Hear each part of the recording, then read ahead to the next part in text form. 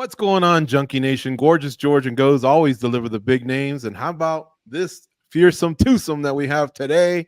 These guys are legends in mixed martial arts. Scott Coker, former Strikeforce and Bellator executive, Presidente, CEO, head honcho. They call him Big Daddy Cokes. That's how big of a name he's been in our sport.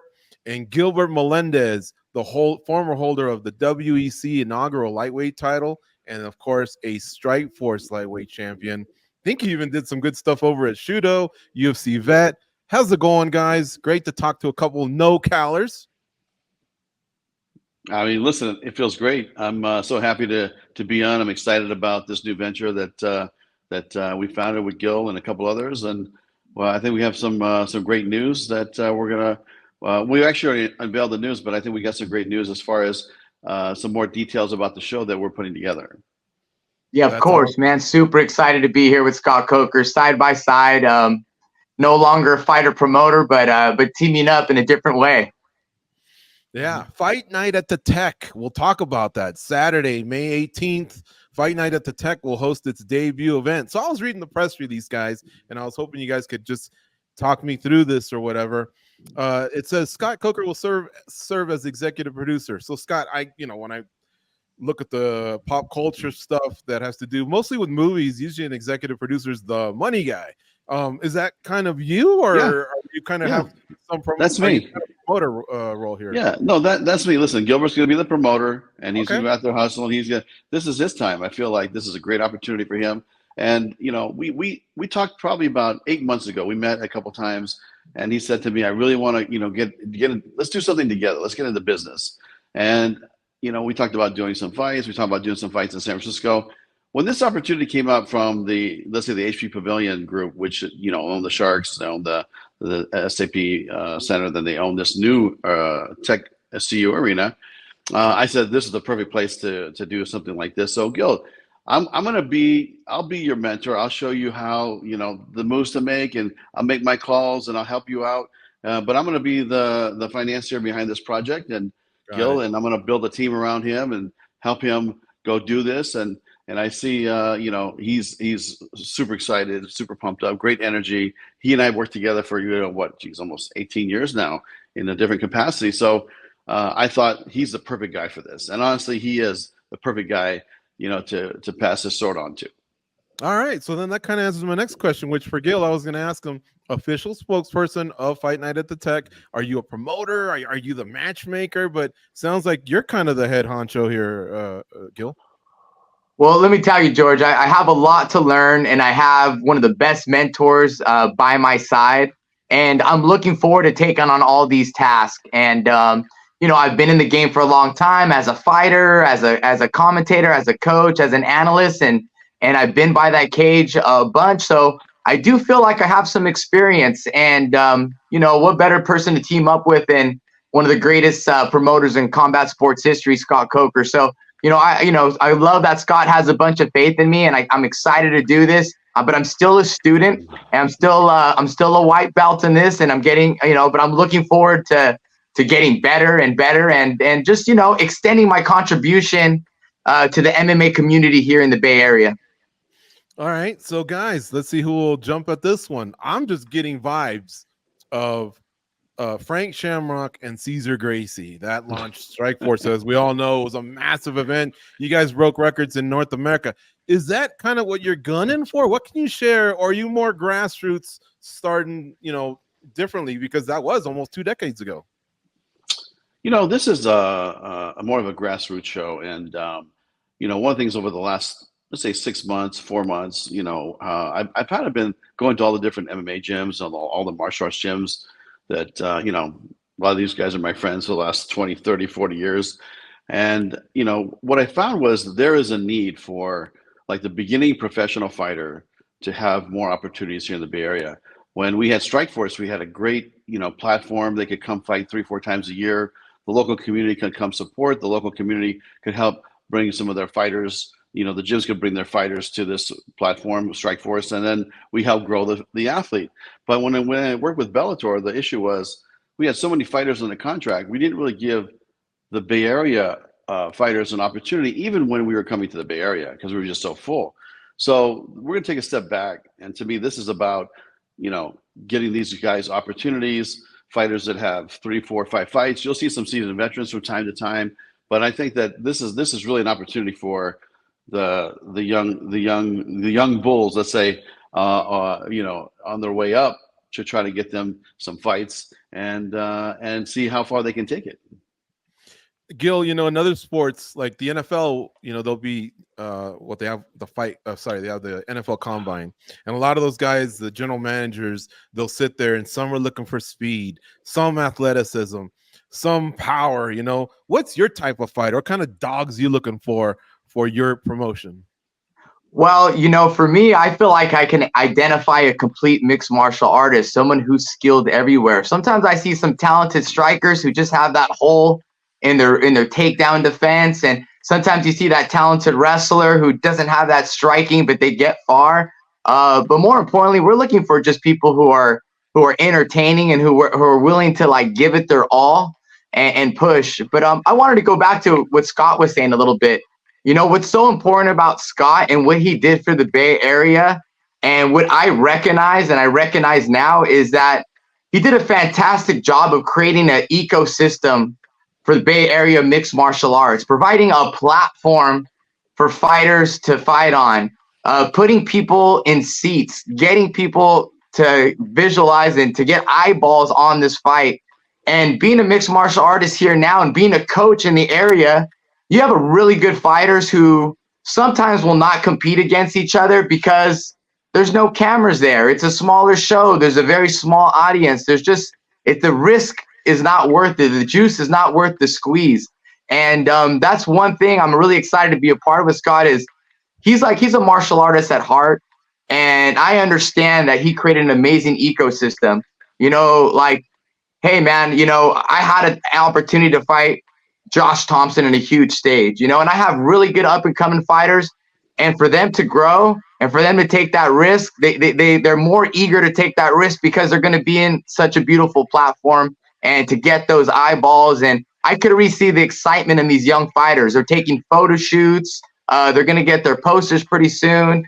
And, and it's just creating that environment. And back to your first question, once you have that environment, that stage, that platform, that ecosystem, you get pumped up as a fighter. Everyone's in there. You're treated like a high level professional, and it brings the best out of fighters. But, again, we're looking for well-rounded mixed martial artists in the area, people who are willing to throw it on the line, and complete mixed martial artists. Because, it's not only going to be MMA.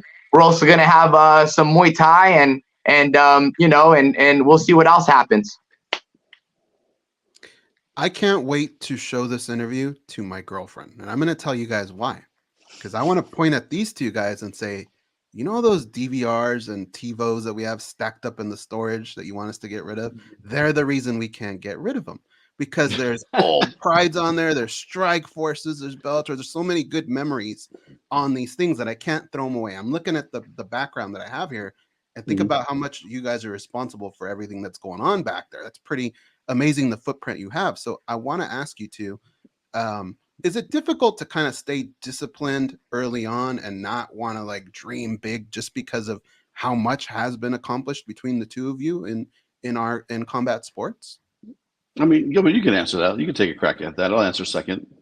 Yeah. So as an MMA fighter, I didn't know I wanted to be a world champ or professional MMA fighter at the beginning.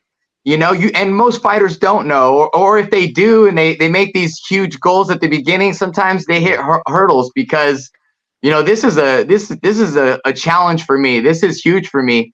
And I'm going to take it fight by fight, show by show, and really make sure I'm a fit, really learn.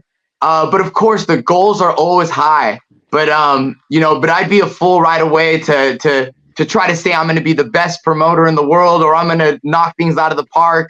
I need a lot of learning, and I'm going to take it one show at a time. But of course, I'm here to make some magic, and you don't need big name fighters that are relevant to do that. Like you don't need to do that. We have gems out here in the Bay Area that could provide that talent. And I think they have world-class martial arts. And that's what we're going to expose here in the Bay Area. We're going to expose the world-class talent out here and make the next star. Hopefully make the next Gilbert Melendez, the next Daniel Cormier who was out here, the next Josh Thompson, the next Nick Diaz. So many great people came out of Strikeforce in the Bay Area. Cain Velasquez.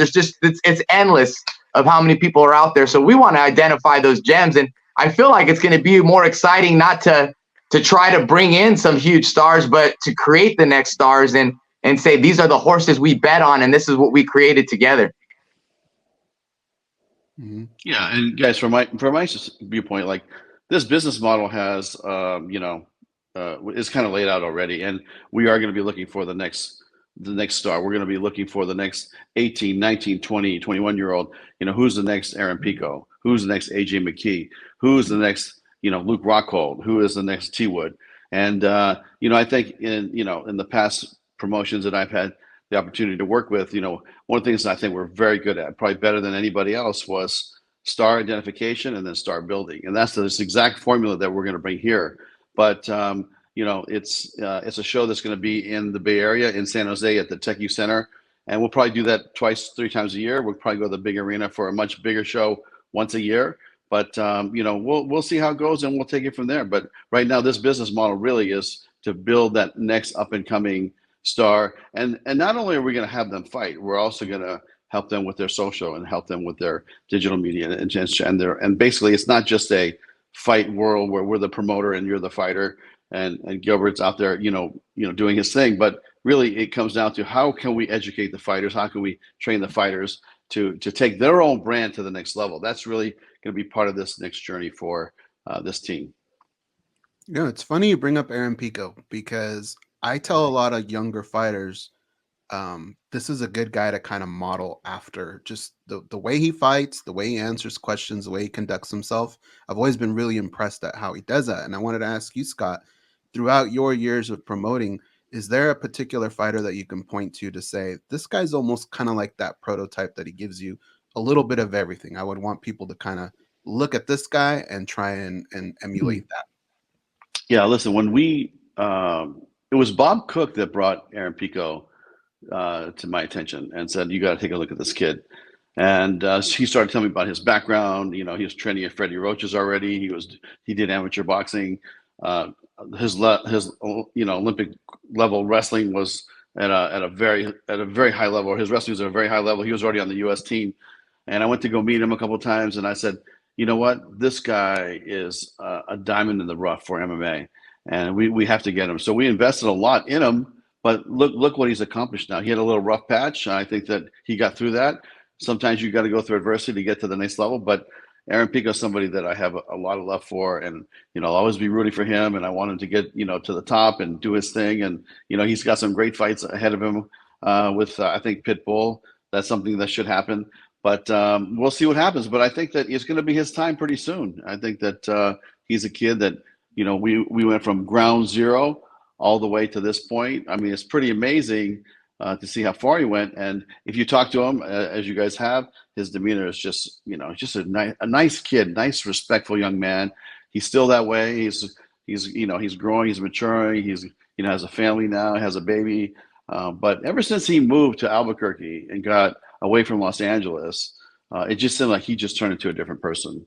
And now I think he really knows what's on the line, and I think he can articulate it in his mind as a mature adult now. So, I think that the sky's the limit. And that's the kid that we signed when he was 17. I tried to sign him. I couldn't do it because he had to be 18 to sign the contract to be valid. So when he was 17, we tried to make a deal, and Viacom said to me, no, you can't do that. You got to wait till he's 18. So we wait till on his 18th birthday, we signed him to a contract, gave him a big check, and it's paid off. And so he just, he has it all. He has the ability to wrestle, box.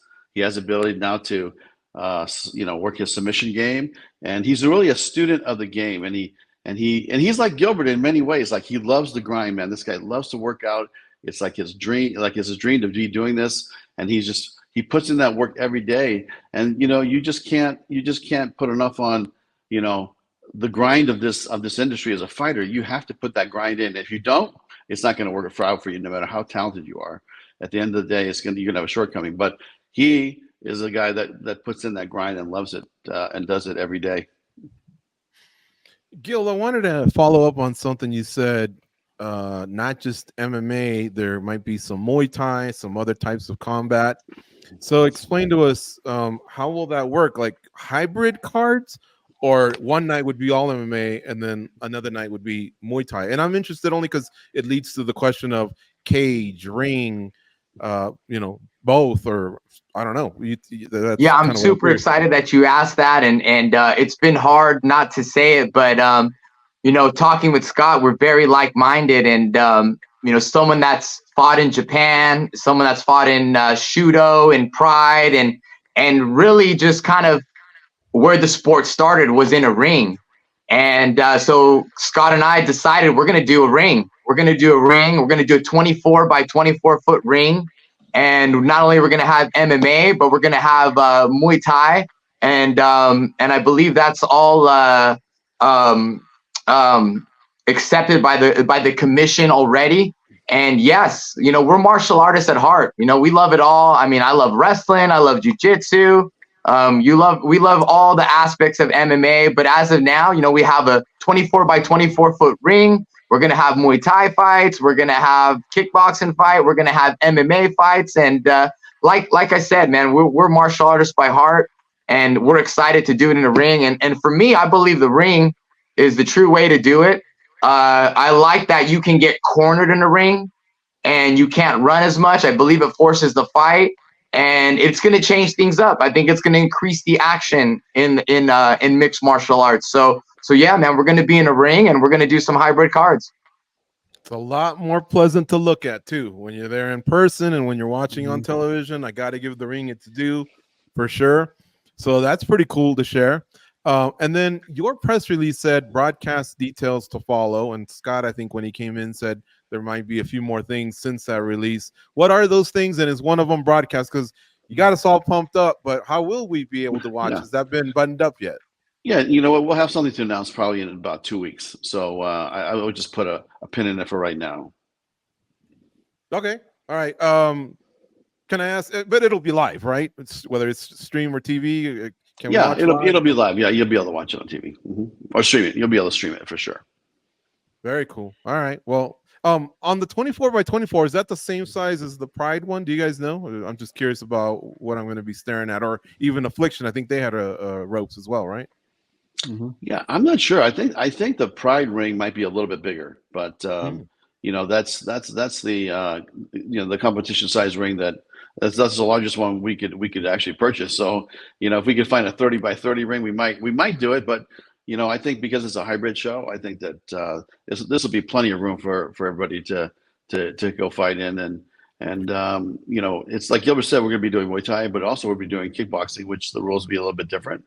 And listen, eventually, if it comes, maybe we'll do some boxing later. Who knows, right? It's just really undetermined at this time. But this one, I want this ring, and Gilbert, he expressed to me it's very important to him too. Like, this ring has to be an area where all martial artists are welcome, all combat sports are welcome, right? Not just Muay Thai or just not MMA, but if you're maybe it's a jiu-jitsu match at some point, or like you said, a wrestling match. But I don't think there's any limitations on this. I think that let Gil get off the ground with this fight and then take it from there. But I think I'd love to see this be a combat sports platform for all disciplines. 24 by 24 causes more commotion, that's for sure. Tighter quarters, you know what I'm saying? We love that. Gil, is this all NorCal? I've heard a lot of NoCal, excuse me. I've heard a lot of that on this interview. But will you guys, California's a big state. You're from SoCal. I'm just wondering how open this is to the neighboring big cities, states, stuff like that. Yeah, this is a California promotion, and we're focused on highlighting the Bay Area's finest. Does that mean there may be some Californians coming from Southern California to join us on the card? Possibly.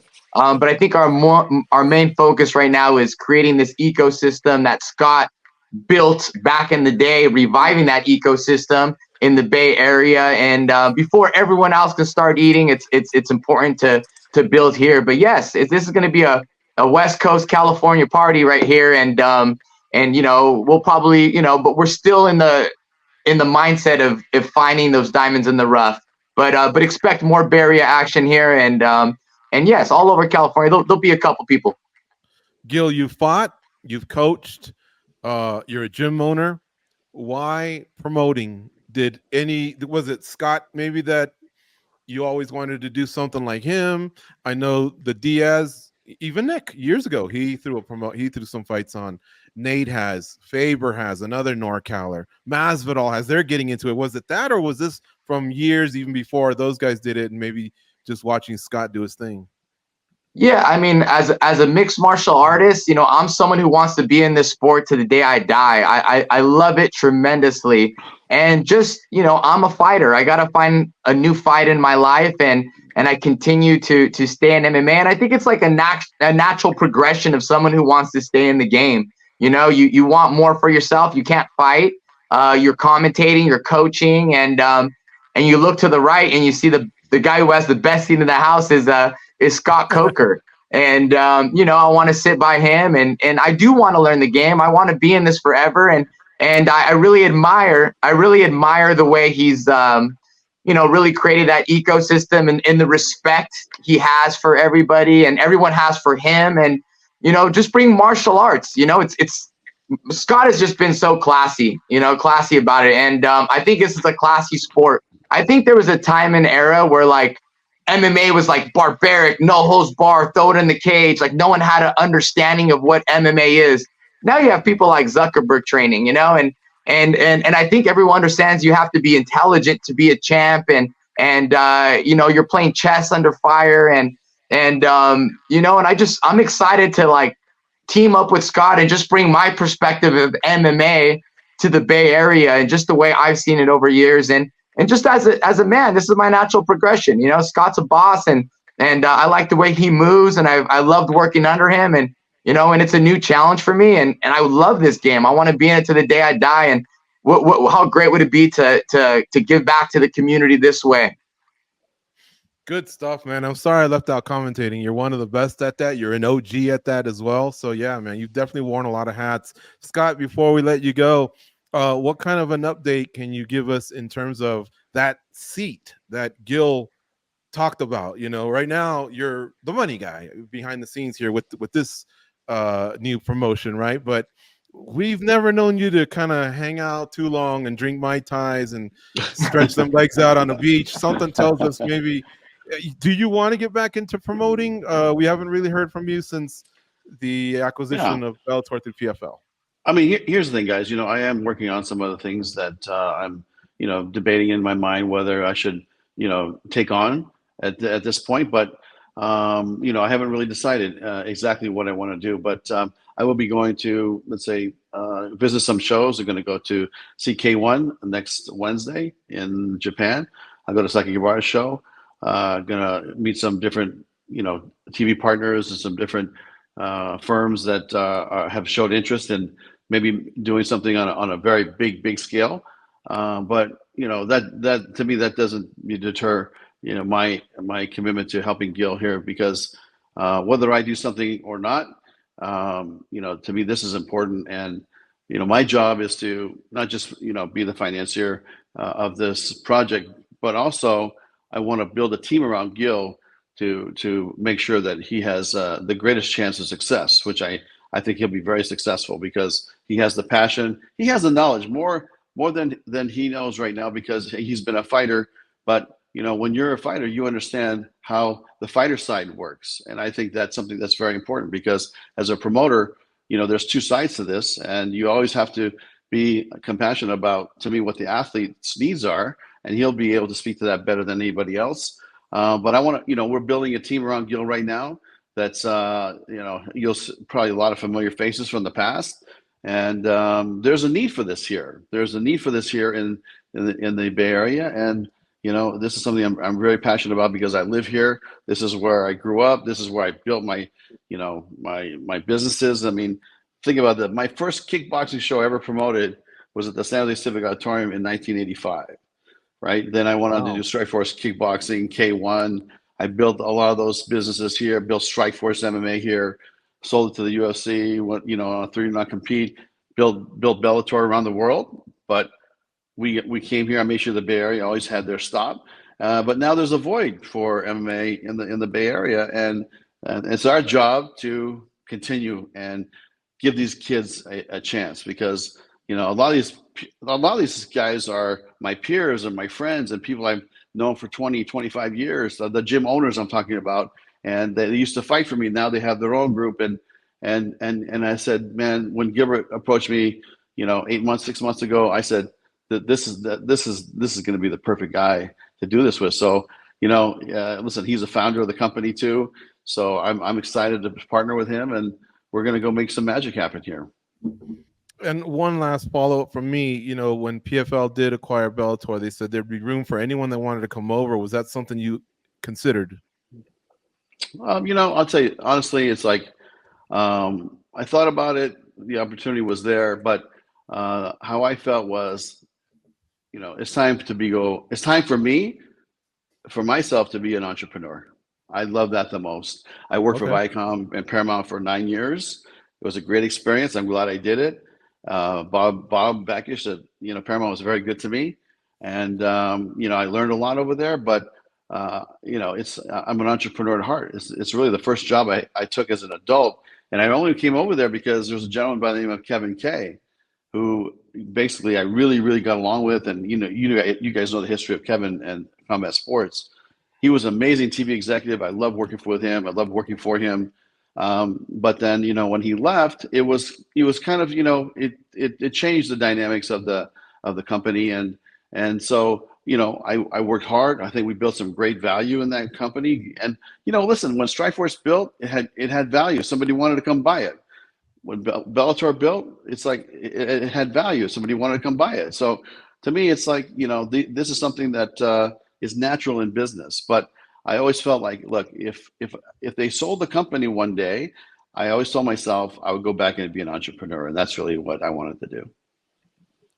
Whatever you do, I'm sure you'll change lives like you have by being involved in Strikeforce and Bellator over all those years. We know all the incredible talent you found, nurtured, grown, promoted, and the impact that they've had in our sport. But of course, a lot of that has to do with you. So we appreciate that. We thank you for it. However it is that you continue in MMA, we are excited because you definitely are one of the OGs and legends on that side of it, man. And my brother has one last question for you, but again, thank you to Gil and you for the time today. Go ahead, Ghost. I just wanted to ask, like as I mentioned earlier in the interview, like just going through my phone, there's so many videos that I cannot delete, and they're memories that have come from things that you've done. Is there one that stands out for you, Scott, that you'll always kind of keep close to your heart in regards to Bellator? Boy, in Bellator, let me think here. Oh man, there's so many. Boy, that's a tough one. That I'm really proud of the